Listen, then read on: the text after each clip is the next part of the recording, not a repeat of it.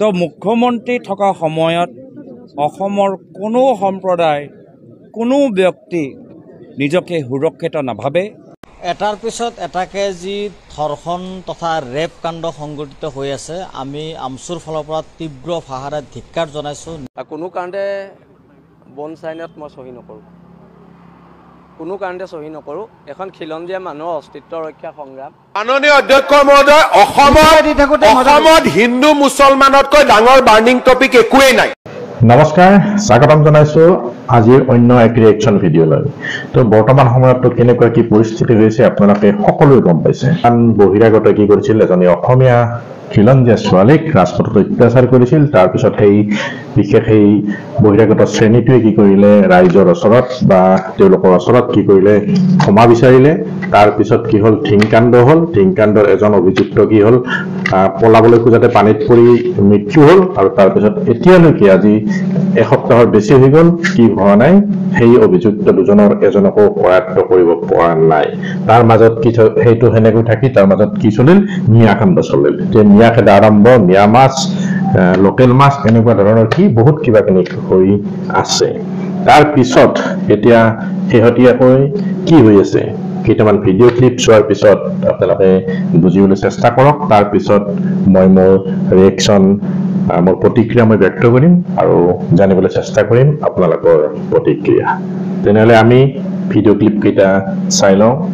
ইতিমধ্যে আমি সকলোখিনি বিষয় উত্থাপন কৰিছোঁ। FIR কিয় দিছোঁ, অসমৰ মুখ্যমন্ত্ৰীয়ে অসমত সাম্প্ৰদায়িক সংঘৰ্ষৰ সৃষ্টি কৰিব খুজিছে আৰু তাৰ কাৰণে বিভিন্ন সময়ত বিভিন্ন ধৰণৰ প্ৰৰোচনামূলক বক্তব্য ৰাখিছে। কেতিয়াবা যদি লক্ষ্য কৰি লৈছে সাংবাদিক বন্ধুসকলক, কেতিয়াবা কৃত্ৰিম বানপানী, কেতিয়াবা জনসংখ্যা বৃদ্ধি, কেতিয়াবা বিশ্ববিদ্যালয়ৰ গৰাকী বা উপাচাৰ্য বা প্ৰ উপাচাৰ্য, তাৰ মানে যিকোনো এটা বিষয় লৈ তেওঁ সাম্প্ৰদায়িকতাৰ পৰিৱেশ সৃষ্টি কৰি মানুহৰ মাজত ধৰ্মৰ নামত, মানুহৰ নামত, সম্প্ৰদায়ৰ নামত এটা সাম্প্ৰদায়িক পৰিৱেশ, গোষ্ঠীগত সংঘাতৰ পৰিৱেশ সৃষ্টি কৰিব খুজিছে। যাৰ কাৰণে আজি আমি FIR দিছোঁ আৰু FIR স্পষ্টভাৱে কৈছোঁ, অসমত সাম্প্ৰদায়িক সংঘৰ্ষৰ সৃষ্টি হ'লে তাৰ কাৰণে জগৰীয়া হ'ব হিমন্ত বিশ্ব শৰ্মা।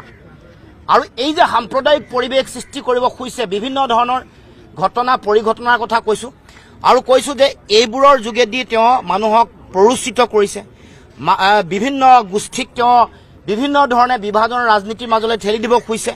আৰু এই যে সংবিধানৰ যিটো মূল ধাৰা, এইটো ৰক্ষা কৰিব পৰা নাই, সংবিধান ৰক্ষা কৰিব পৰা নাই, আইন ৰক্ষা নকৰি আইন আৰু সংবিধানক ভৰিৰে মোহাৰি নিজে এগৰাকী গোষ্ঠীগত সংঘৰ্ষ বা সাম্প্ৰদায়িক সংঘৰ্ষ সৃষ্টিকাৰী এগৰাকী ব্যক্তি হিচাপে নিজে যিটো কাম কৰি আছে, তাৰ বিৰুদ্ধে কেছত আমি থানাত কেছ দিছোঁ আৰু কৰায়ত্ব কৰিবৰ কাৰণে দাবী উত্থাপন কৰিছোঁ।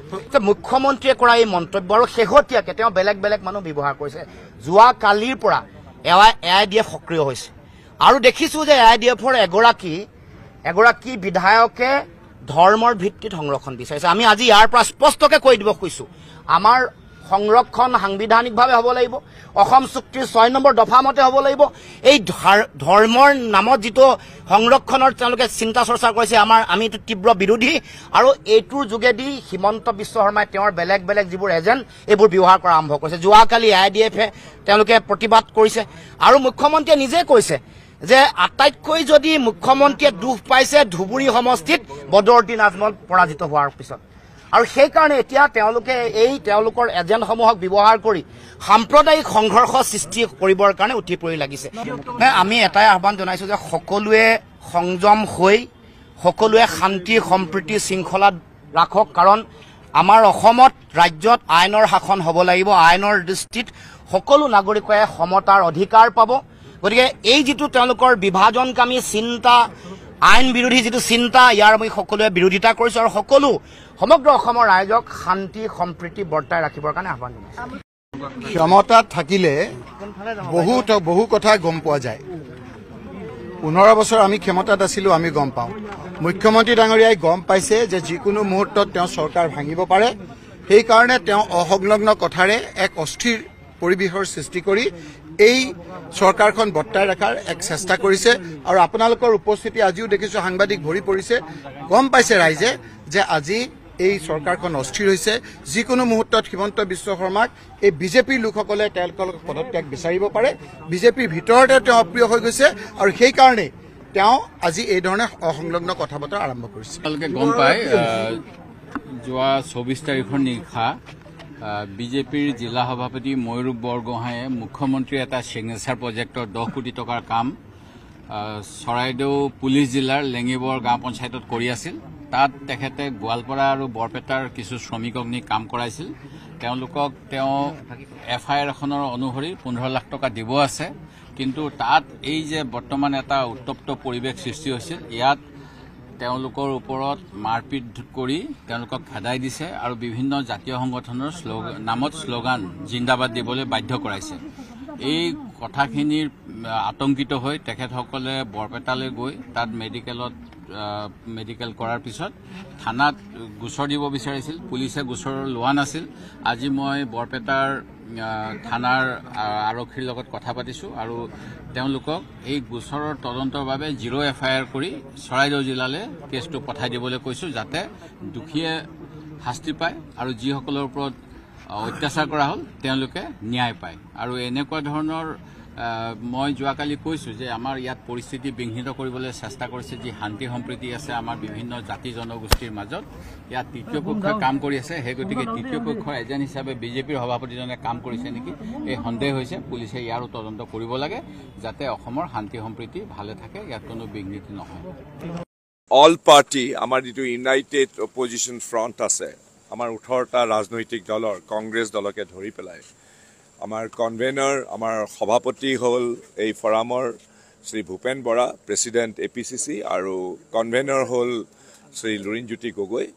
আমি যোৱাকালিও দিছপুৰ থানাত অসমৰ বৰ্তমানৰ মুখ্যমন্ত্ৰীজনৰ বিৰুদ্ধে এটা FIR দিয়া হৈছিলে আৰু আজি আমাৰ এই ডেলিগেশ্যনে আজি আহি পেলাই আমি অসমৰ মাননীয় ৰাজ্যপালৰ জৰিয়তে ভাৰতৰ প্ৰেচিডেণ্টলৈ ভাৰতৰ ৰাষ্ট্ৰপতিৰ কাৰণে এখন মেমৰেণ্ডাম আমি আজি ছাবমিট কৰিলোঁ আমি সজাতি দল আহি পেলাই মূল কাৰণটো হ'ল আমি বৰ শংকিত এইকাৰণে যে অসমৰ মুখ্যমন্ত্ৰীজনে বিধানসভাৰ ভিতৰতেই নহয় বিধানসভাৰ বাহিৰে ভিতৰে সকলোতে তেওঁ এনেকুৱা উৎকট উগ্ৰ মৌলবাদী চিন্তাৰে তেওঁ পৰিচালিত হৈ দেশকৈ অসমত সাম্প্ৰদায়িক সংঘৰ্ষ লগাবৰ কাৰণে প্ৰত্যক্ষভাৱে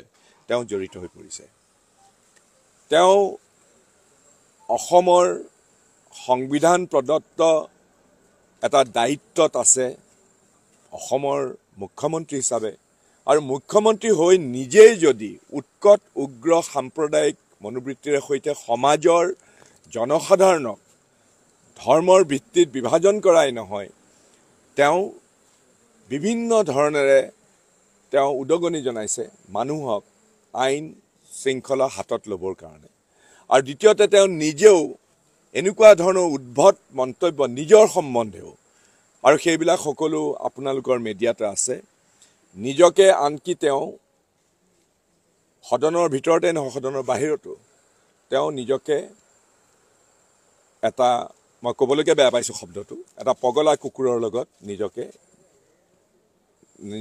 নিজৰ বিষয়ে কৈছে এতিয়া কথাটো হ'ল যদি অস্থিৰ মনোবৃত্তিৰ যদি মানুহৰ মানসিক স্থিতি যদি স্থিৰ নহয় যদি সাংবিধানিক প্ৰদত্ত এটা দায়িত্বত থকা ব্যক্তিয়ে যদি এনেকুৱা ধৰণৰ অস্থিৰ মনোবৃত্তিৰে সৈতে তেওঁৰ এনেকুৱা ধৰণৰ কাম কৰাৰ যিবিলাক কথা সেইবিলাক যদি এনেধৰণে কয় তেতিয়াহ'লে জনসাধাৰণৰ আস্থা কেৱল তেওঁৰ ওপৰত নোহোৱাই নহয় তেওঁ যিকোনো কাম কৰিব পাৰে আৰু যিকোনো পৰ্যায়লৈ তেওঁ নামিব পাৰে গতিকে আমি সন্মিলিত বিৰোধী পক্ষই বিশ্বাস কৰোঁ যে তেওঁ আচলতে এতিয়া আৰু অসমৰ মুখ্যমন্ত্ৰী হিচাপে দায়িত্বভাৰ চলাই যোৱাৰ বাবে যোগ্য নহয় গতিকে ভাৰতৰ মহামান্য ৰাষ্ট্ৰপতি ডাঙৰীয়ানীক আমি আবেদন জনাইছোঁ যে অসমৰ মুখ্যমন্ত্ৰী হিচাপে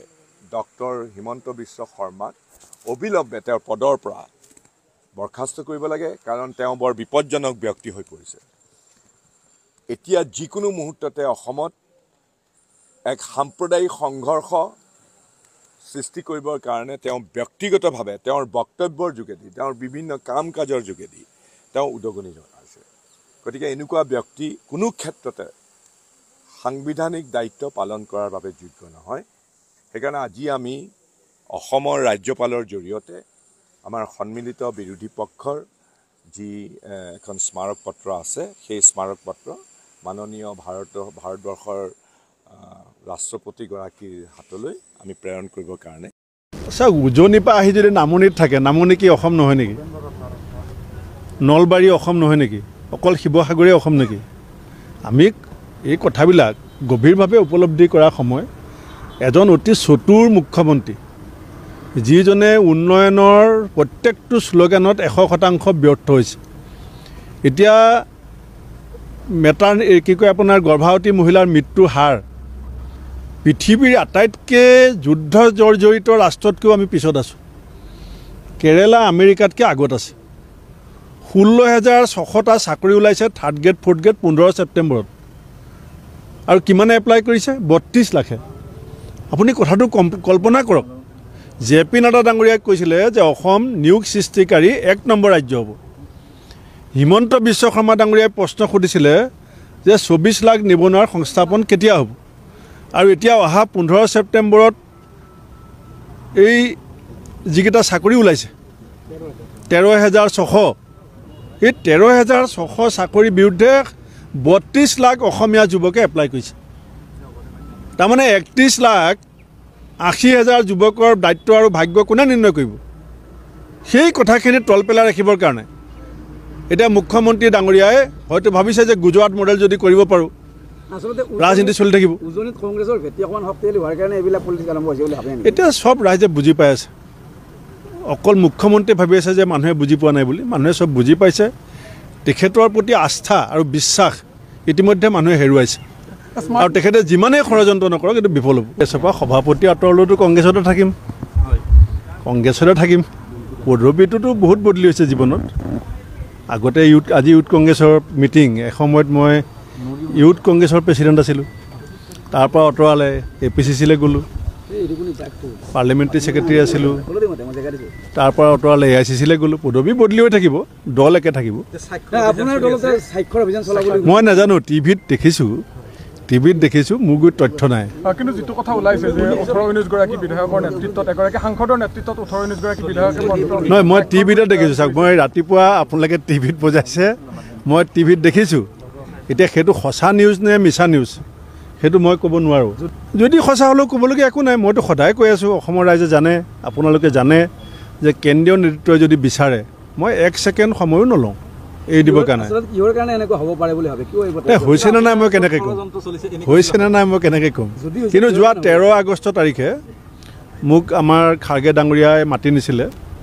তাত আমাৰ ৰাহুল গান্ধী ডাঙৰীয়াও আছিলে, KC বেণুগোপাল ডাঙৰীয়া আছিলে, জিতেন্দ্ৰ সিং ডাঙৰীয়া আছিলে। বহুত কথা আলোচনা হৈছে। তাত মোক কোনো সংকেত দিয়া নাই। ইয়াত এতিয়া কেনেকৈ ওলাইছে মই নাজানো। মোৰ গুৰিত যিহেতু চ'ৰ্চ নাই, টিভিয়ে মোৰ একমাত্ৰ চ'ৰ্চ। তাৰ ওপৰত মই ব্যাখ্যা দিয়াটো মানি ল'ব লাগিব। মই আগতে 9জন সভাপতিৰ সৈতে কাম কৰিছোঁ। মোৰ পাছত যিসকল সভাপতি হ'ব মই তেওঁলোকৰ লগত কাম কৰিব লাগিব। চাওক, যোৱা 4 জুনৰ পৰা মুখ্যমন্ত্ৰী ডাঙৰীয়া চটফটাই আছিলে যে ARDFৰ ভৱিষ্যতটো কি হ'ব। এতিয়া যেতিয়া ARDFৰ ভৱিষ্যতক লৈ মুখ্যমন্ত্ৰী শংকিত হৈ আছিলে, এতিয়া মুখ্যমন্ত্ৰী এটা বাট ওলাইছে কেনেকৈ ARDFক সজীৱ সক্ৰিয় কৰিব পাৰি। কাৰণ AIUDF বিহীন অসমত বিজেপিৰ প্ৰাসংগিকতা নাইকিয়া হৈ যাব। আজমলবিহীন অসমত হিমন্ত বিশ্ব শৰ্মাৰ ৰাজনীতি অপ্ৰাসংগিক হ'ব। সেইটো বুজি পায় মুখ্যমন্ত্ৰী ডাঙৰীয়াই। সেইকাৰণে তেখেতে সেই প্ৰাসংগিকতা ৰক্ষা কৰিবৰ কাৰণে আজমলকো লাগিব, ARDFকো লাগিব। স্মাৰ্ট মিটাৰটো মুখ্যমন্ত্ৰীৰ কাৰণে এইকাৰণেই প্ৰিয় যে স্মাৰ্ট মিটাৰটো আদানীয়ে বনায়।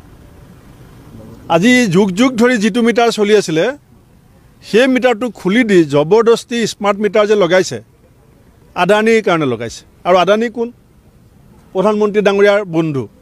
এতিয়া আপোনালোকে বুজি লওক যে অসমৰ ৰাইজৰ, অসমৰ পৰা যেনেকৈ কাজিৰঙাত থকা জীৱ জন্তু নি কাক দিয়ে মুখ্যমন্ত্ৰীয়ে, আৰু এতিয়া সৰ্বসাধাৰণ মানুহক বিজুলীৰ নামত শোষণ কৰি পেলাই পইচা কাক দিব আদানীক দিব মুখ্যমন্ত্ৰীৰ এই ধৰণৰ উদণ্ড মানসিকতা এই ধৰণৰ উৎকট বিভৎস মানসিকতাৰ কাৰণে এতিয়া আমি আচৰিত হ'বলগীয়া নাই সেইকাৰণে আমি দিছপুৰ থানাত কেছ দিছোঁ যে মানুহজনক গ্ৰেপ্তাৰ কৰিবলৈ কাৰণ তেওঁ নিজেই বিজেপিৰ ষ্টেট এক্সিকিউটিভ মিটিঙত কি বুলি কৈছিলে যে মোক জোকাই নল'ব মই পগলা হৈছোঁ মই বলিয়া হৈছোঁ মই কামুৰি দিম এনেকৈ বেলেগ মানুহে কেতিয়াবা ক'ৰবাত কোৱা শুনিছে নেকি যেতিয়া নিজেই ঘোষণা কৰিছে যে মই এতিয়া স্থিৰ হৈ থকা নাই মই অস্থিৰ মই মানসিক সন্তুলন হেৰুৱাইছোঁ গতিকে আমি আজি ৰাজ্যপালৰ জৰিয়তে ৰাষ্ট্ৰপতিকো কৈছোঁ আমি কালি দিছপুৰ থানাতো কৈছোঁ যে মানুহজনক দলৰ সভাপতি কোন হয় দলে নিৰ্বাচন কৰিব আৰু সেই দলে কাক মুখ্যমন্ত্ৰী দিয়ে যেতিয়া